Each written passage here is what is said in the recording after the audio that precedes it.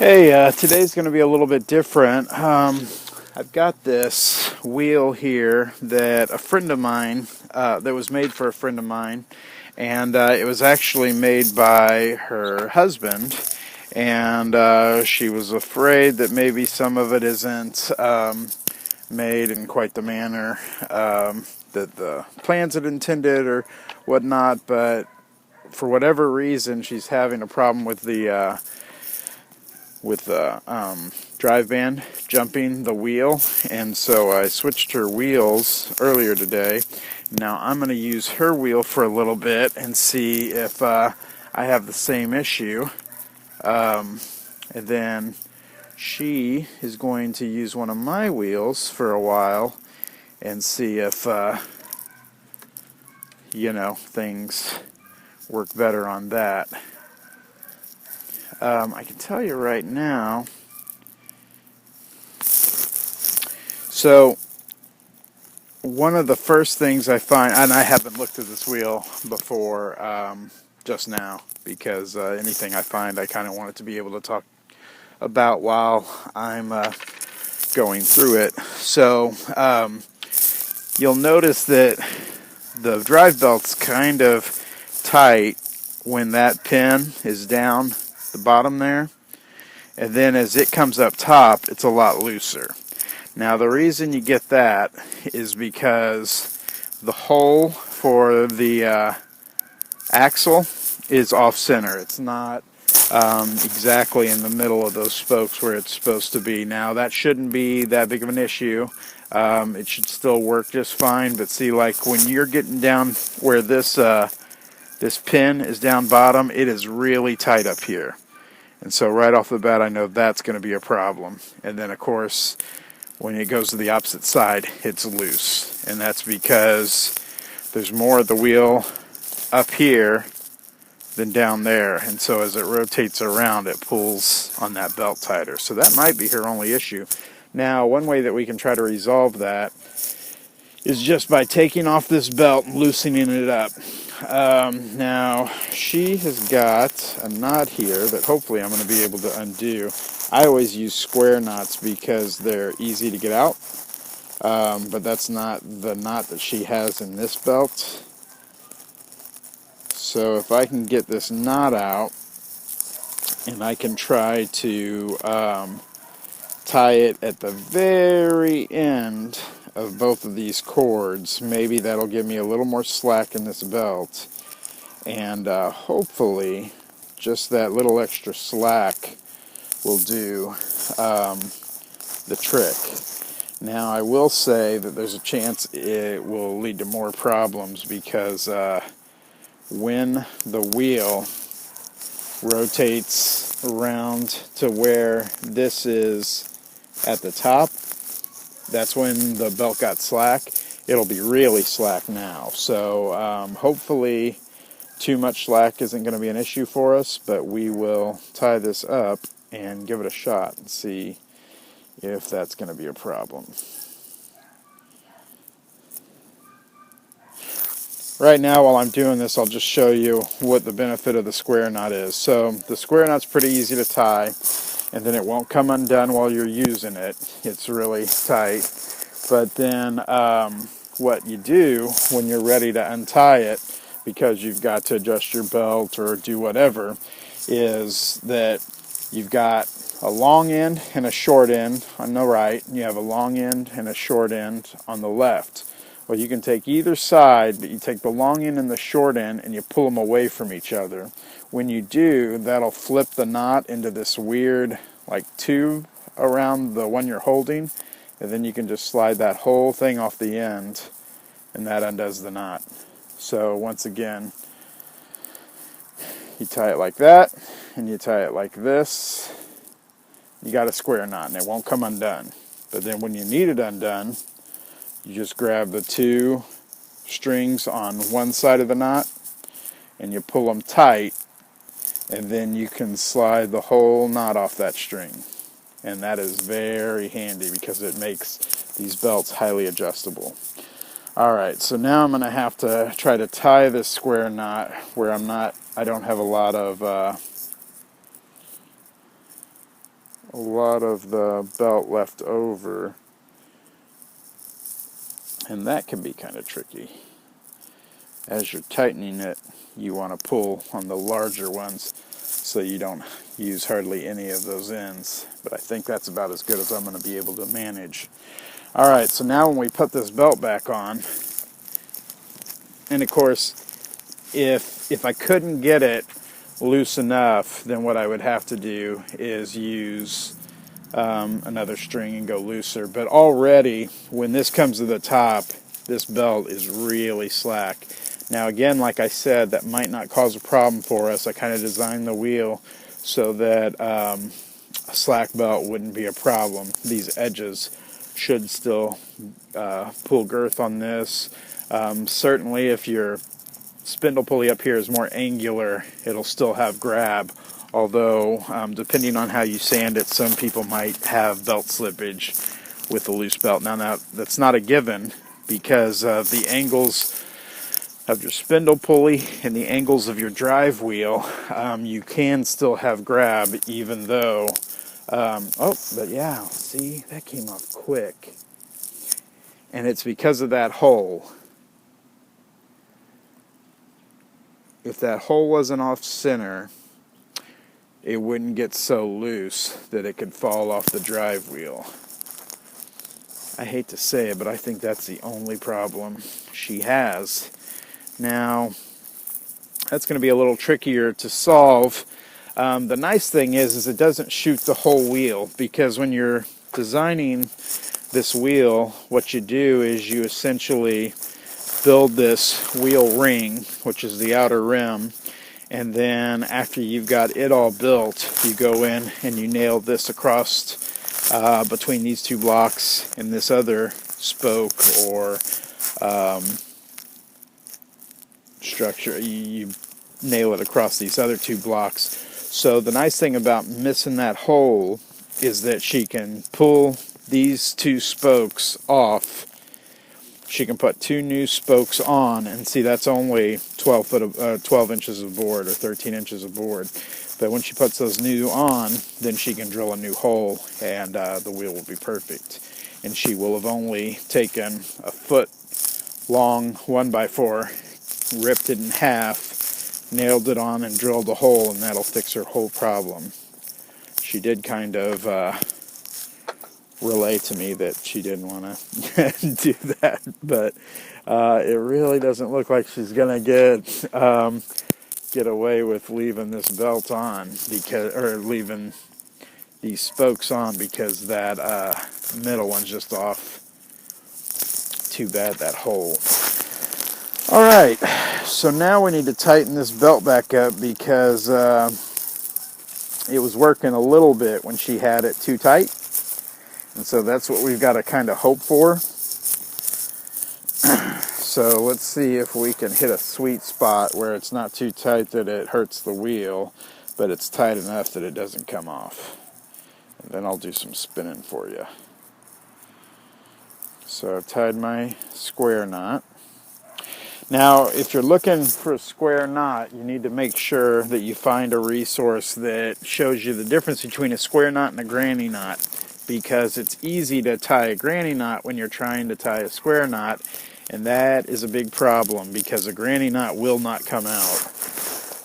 So you go the opposite direction, where with a square knot, you're using it because you can untie it. A granny knot is more or less permanent.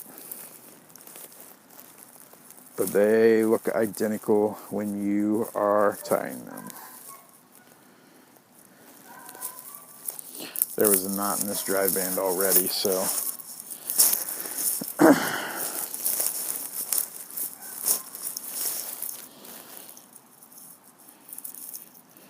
I wanted to take that out and then retie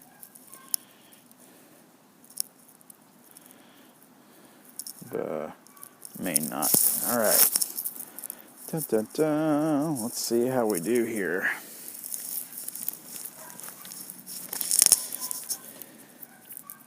Oh, it's so tight there. Oh, I hate it. The question is, how loose can you have it so that it's not too loose in jumps, but it's loose enough that it doesn't like slow down your treadling when the belt gets tight, because that's really what you're running into with this issue when the center hole is off. And I should say that's an easy enough mistake to make. It can be an accident. I mean, it's kind of tricky when you're measuring for that hole. You're not necessarily wanting to go in the center of this board and the center of this board. You're actually wanting to go from the center of this outside ring to the center of this outside ring, even if that kind of puts it off center on these spokes. The spokes are not the important part. Finding the central location to the rim is the important part, and maybe that's why some people do find the wrong place for the hole. Now, another thing I can look at once I've got this done is that there might be a way in just adjusting this upper receiver to kind of put the drive band on a different track so that even though it's loose, it's not jumping off of the drive wheel. So I'll have to check that out when the time allows. But okay. So for now, it is staying on, and I think I'm going to go ahead and try to spin some fiber on it. However, I will say it's not treadling as easy as you would like on a dodeck, because the dodeck design does allow for a really easy flow of movement and a really labor-free treadling experience when you get it right. And that's nice. So if you're not getting that with your wheel, you kind of do want to do your preventative maintenance and check some of your options and see if there's something that's obstructing that. I will tell you this, it is not as cold as it has been this winter, but it is too cold to be in short sleeves and barefoot. There, you know what? I said it. Sue me. All right, so I'm going to take this fiber. One of the things I love about spindle wheels is she's already got some fiber on here, and that's not important. I don't have to tie into that fiber. I can actually just start my fiber over top of it, and it will not impede what she was doing, and her progress will not impede what I am doing. And when I'm done, I can just wind mine off, and it'll just come right off the outside of hers and still leave hers intact, so that when I give the wheel back, she'll be able to pick up right where she left off.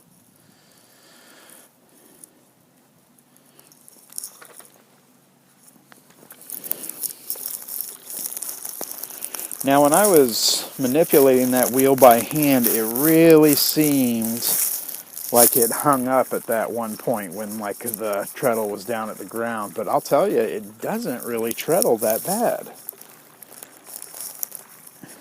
which might explain why it's taken so long. Oh, I did lose a belt though.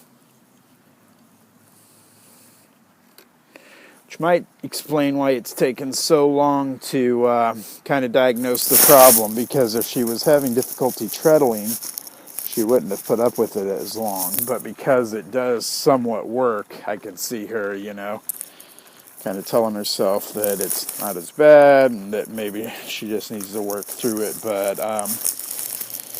in all reality, it's better to get these things taken care of sooner rather than later. I have noticed, though, just in the 2 times that I've back treadled to wind on, that's when I'm running into problems with it slipping off. So that's interesting. When I initially put the belt on, that's not the problem I had. I actually had it come off, as you saw, when I was just treadling it. But this time, now that I've got it to the right thickness,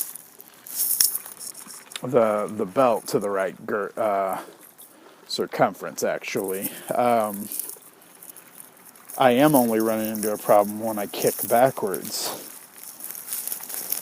That might be because of the action. That might also be because you always kick backwards at the same spot in your rotation.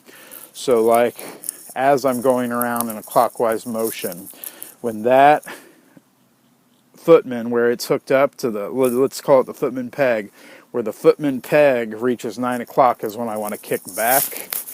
And as I kick back, when it reaches like 3 o'clock is when I want to kick forward again.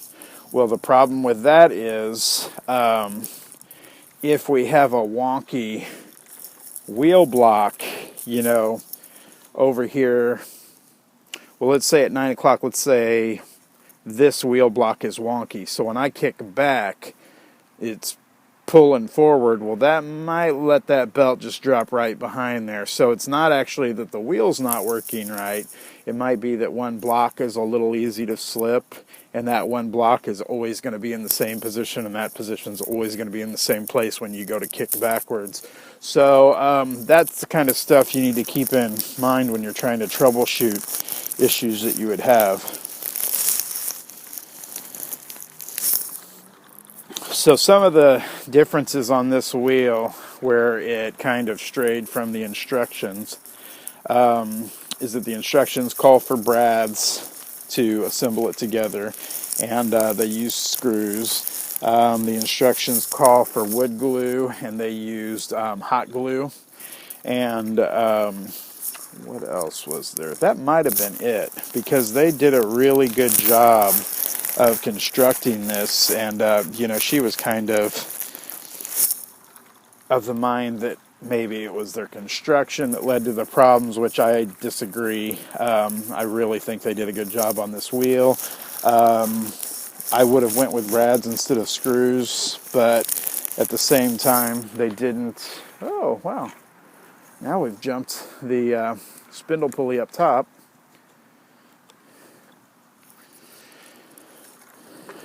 But at the same time, I don't really think those screws are causing any of our problems.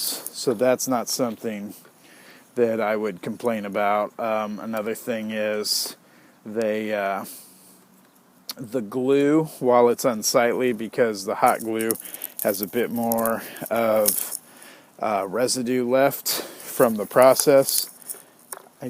Wow, this is really coming off now. I wonder what led to that.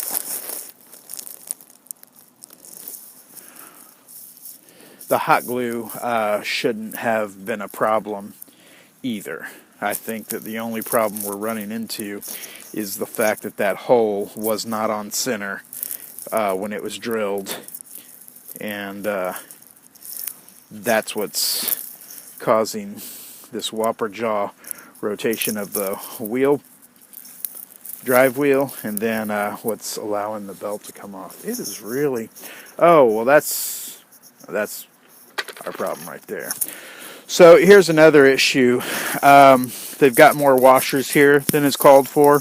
They probably did that because initially they had an issue with the drive wheel rubbing this. Now you have to kind of watch the instructions closely to know how to approach that issue. That's a matter of holding up on the forward support while tightening in the nut on the back while you're assembling it. If you do that, you don't have a problem with it rubbing. But what most people do is they try to add more washers and then hope that'll pull it out far enough that that will solve their problem. That's a mistake, because what that does is it cantilevers the drive wheel more. And the further out here the drive wheel is, the greater the pressure is being put on that axle as you pedal. So now what's happened is not only does she have two washers that can slip against each other and allow the wheel to go down, but she's also got it out so far that the leverage is greater on it too. I would probably get rid of the extra washers, tighten it the way it's supposed to be, and use it that way. But what I'm going to do right now is definitely grab a wrench and then lift up on this, tighten it down, and see if the same thing happens again.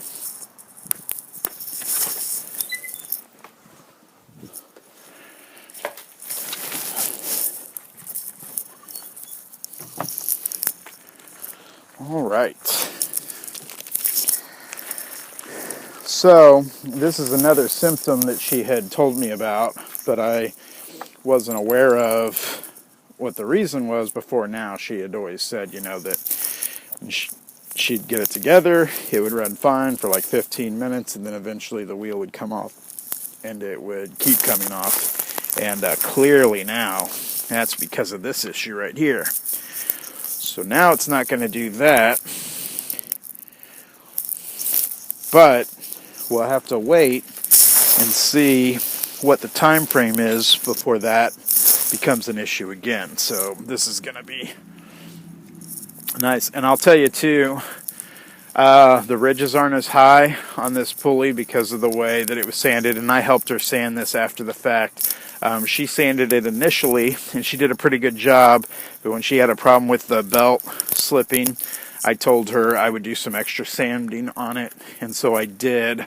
But some of these rounded edges that might have been for cosmetic reasons, I'd have to ask her to know,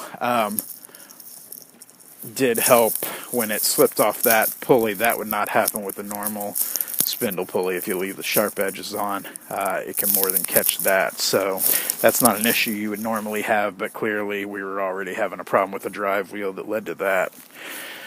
Alright, so now that we have the axle sheared up, until it gets loose again, we should be able to go back to spinning like we were and not have to worry about that issue. Now, we can still count on there being a belt slip off of the drive wheel when we go to kick back, because we noticed that a couple times even before the axle got loose. So I'm not going to be surprised if that happens while we're using it.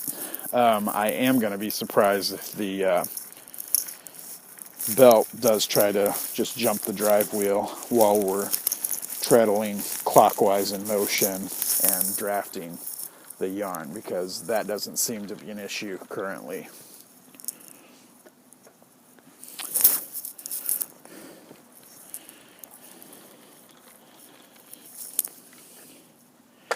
Now, this is one of the reasons I don't like to make dough decks for people. I like people to make dough decks for themselves, is because I think that as you build the wheel, you understand the wheel, and as you understand the wheel, you get rid of the need for somebody else to like do the maintenance on your wheel or troubleshoot your wheel or anything like that, because you really have an understanding that allows you to kind of see it through those troubles and stuff. And so, even though I didn't make this wheel for her, because somebody else made it for her, she might not be as familiar with what will make the axle loose or make the belt slip, and that's not a problem. But at some point, if you're like me, when you have issues with something, you don't want to take it to someone else. You do want to have the ability to see it through on your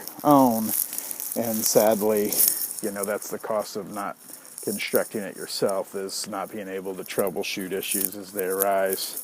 Of course, you do have the added benefit of not losing fingers dealing with a power saw, so I do not blame people if they do not want to have their first foray into power tools just to make their spinning wheel. I certainly understand that. See, now we've tightened up that axle and it seems to be working great, even though we know for a fact that the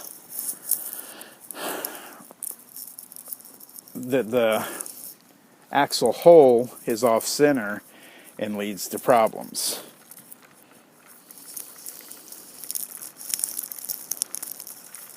For some reason, now that we've shored up that axle, we're not having those same issues. Earlier I had mentioned, and I know this is a lot of information, I'm not really trying to teach you about the maintenance of this wheel. I'm just kind of giving you a glimpse into the reasoning and why things work and don't work and what you can do to help. So you do not need to be taking notes, and you do not need to be following everything I'm saying. We're just having a discussion.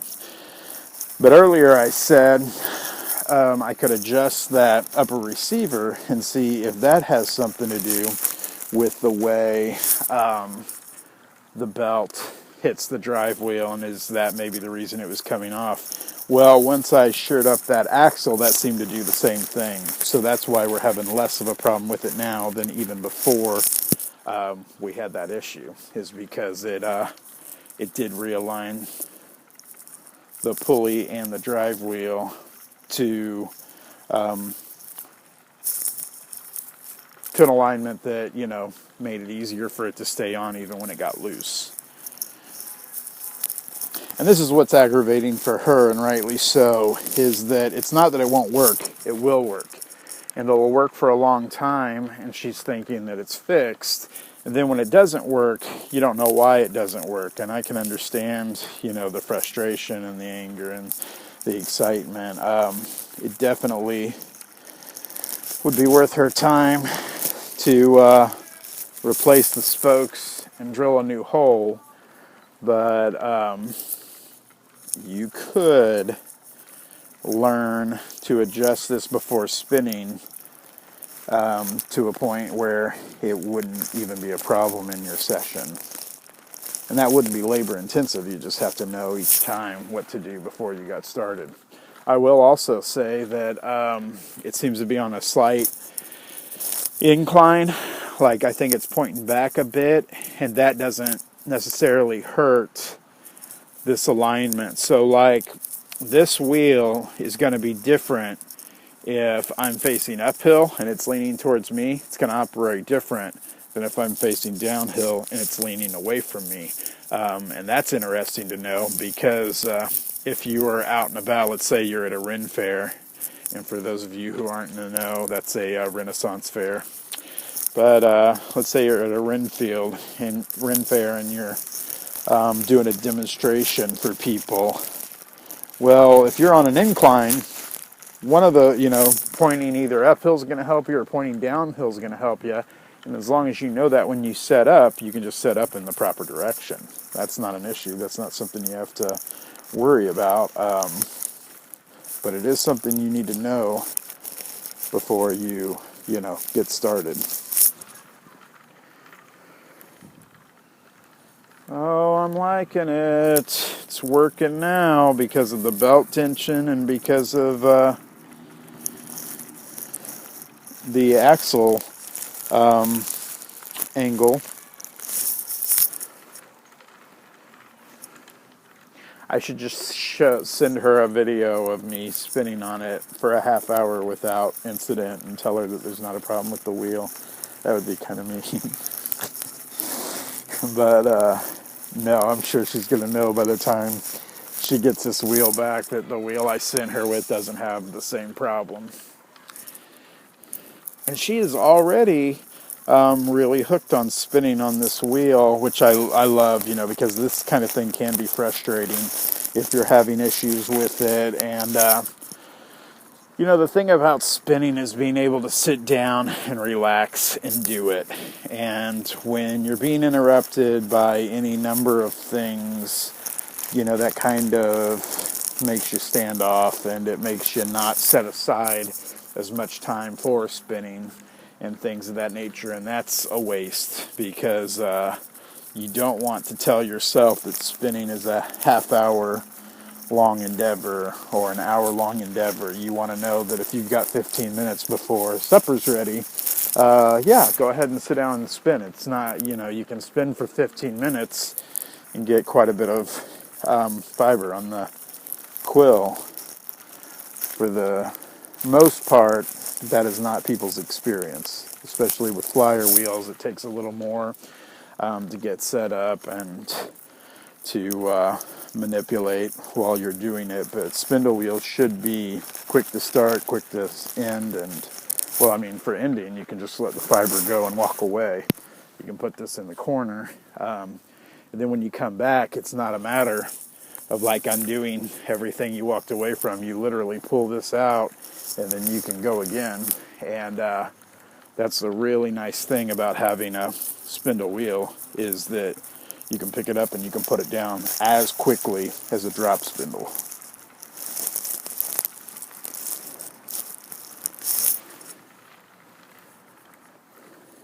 I like it, but my feet are cold, so I'm going to have to cut this short and go inside. But I'm kind of glad that you guys got to see, a wheel with an issue and get to hear working through it. And you might have noticed the belt's not slipping, even though when it gets up here, I mean, it's just crazy loose.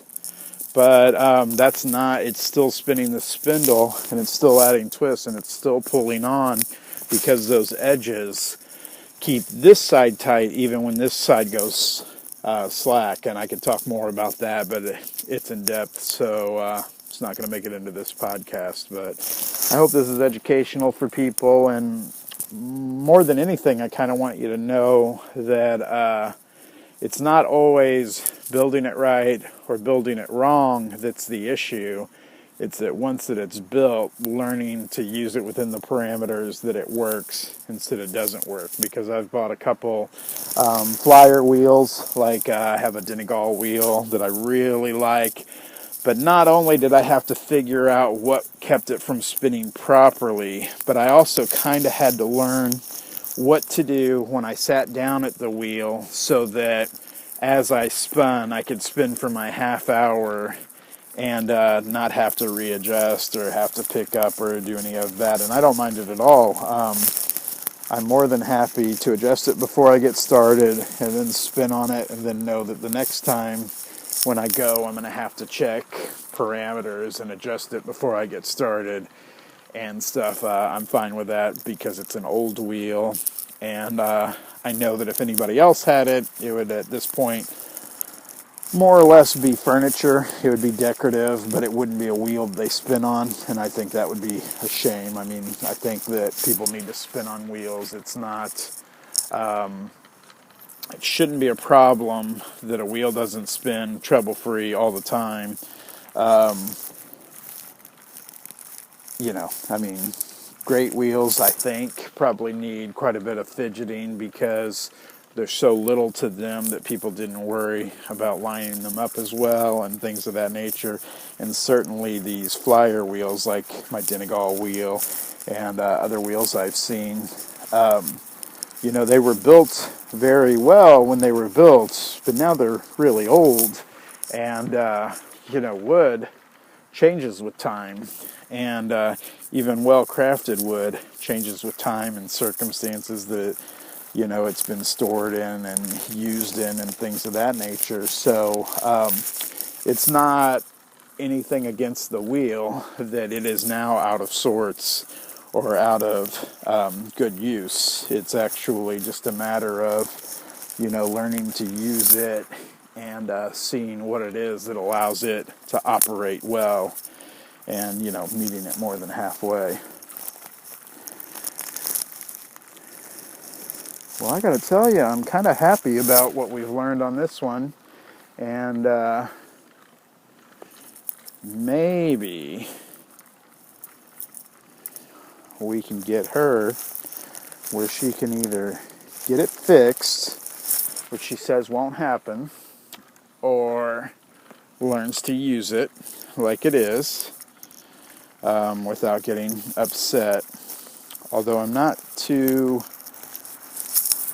optimistic about the second one, because that would take time for me to sit with her and to show her, and I've got 2 kids under the age of 3 years old, and time's just the one thing I don't have. Time and sleep and money and ambition. It's just like keep the kids alive, long enough that they're old enough to know how to keep themselves alive. I think that's really what we're shooting for at this point. Anyways, thanks for tuning in, and I hope you found it educational.